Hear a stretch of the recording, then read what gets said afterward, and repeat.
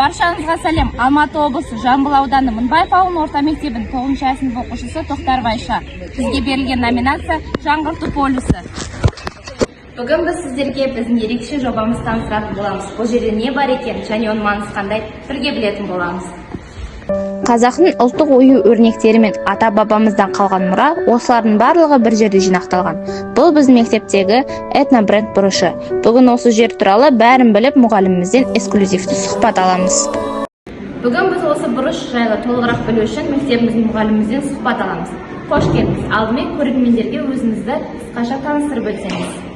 Мен Омарова Айгүл Тұрғанқызы, осы этнобренд жобасының авторы боламын.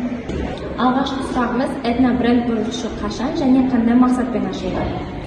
Этнобренд жобасы 2024 жылы құрылған болатын. Бұл жобаның мақсаты ұлттық құндылықтарды насихаттап, қайта жаңғырту болып табылады. Келесі сұрақ, бұл бұрышта қандай ұлттық құндылықтар көрсетілген?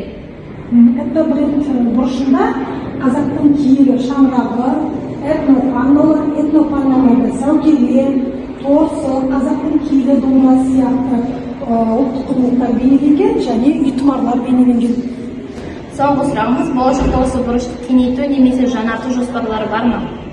Иә, әрине, бізде болашақта атқаратын жұмыстарымыз өте көп. Бұл жобаның жоспары негізі 3 жылға құрылған болатын. Сол 3 жылдың ішінде біз барлық жоспарларды, жұмыстарымызды іске асырып аяқтауымыз қажет. Сұхбатыңызға көп рахмет. Келесі кездескенше.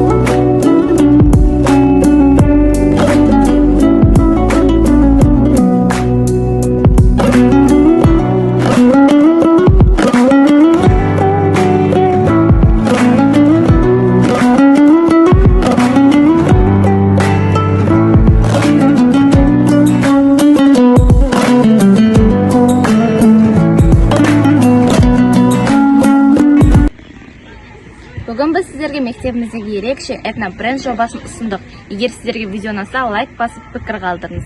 Ұлттық мәдениетімізді бірге насихаттайық. Келесі кездескенше.